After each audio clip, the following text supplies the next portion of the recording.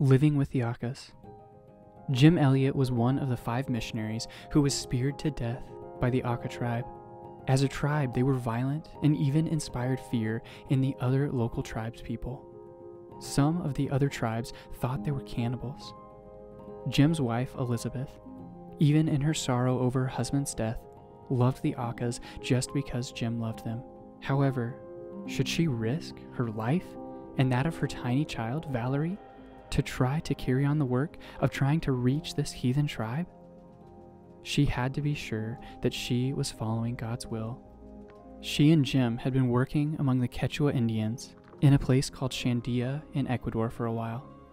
However, it was when she was invited to the home of some friends that God gave her the answer. 3 Auca women appeared, and she knew she must work among them, even though the danger would be great. Elizabeth became friends with 2 of the women. Their names were Mintaka and Mankamu. After a while, they wanted to take her to their Auca village. Friends thought she was crazy even to consider such a thing, thinking of her husband Jim, who had been speared by the savages. She asked the women, "Will they kill us? Will they spear us?" She had to be sure, for to her, the word Auca meant death. The Auca women promised they would not kill them.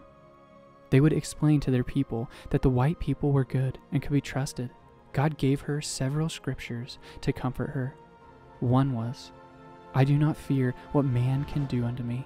The Lord is on my side to help me." It was discouraging, though, when they heard that a Quechua man named Honorio had just been speared by the Aucas. He had 18 spears in his body, and his dog had 3. However, God promised to protect them. They started out: 3-year-old Valerie, Rachel Saint, Nate's sister, Elizabeth, and their carriers. Valerie was carried in a little wooden chair. The last of the journey was made by canoe, and when they reached what was called the Strong City, they saw people who wore no clothes. Their hair was cut straight across the forehead, but long in the back. Their eyebrows had been plucked or shaven off.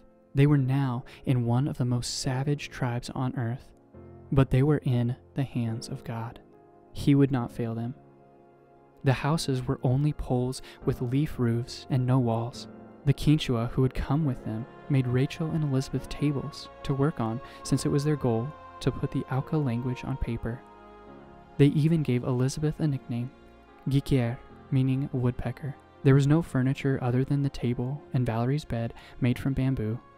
Elizabeth slept in a hammock. This she could use as a bed, chair, or stool. Each house had a fire going 24 hours a day. The Aucas slept with their feet near the fire, for the nights were chilly. You could even cook on the fires from your hammock without ever getting up. In the mornings, the men would go out hunting with their blowguns and spears. They would hunt monkeys, squirrels, toucans, and parrots. Fish was also a great part of their diet. They had no stools but squatted and worked from the ground.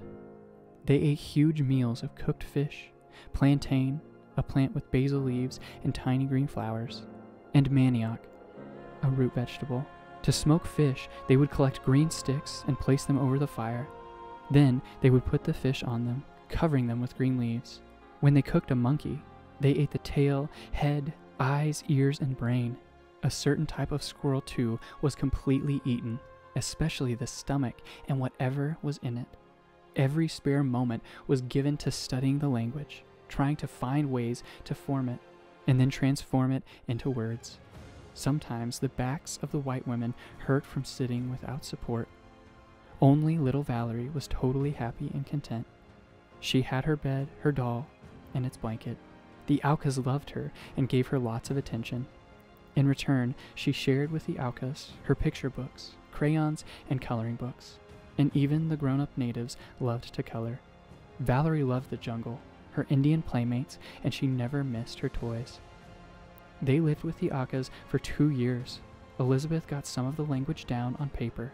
Today, many of the Aucas have accepted Christ and are now telling others about their wonderful Savior and Lord. So shall my word be that goeth forth out of my mouth. It shall not return unto me void, but it shall accomplish that which I please. Isaiah 55:11.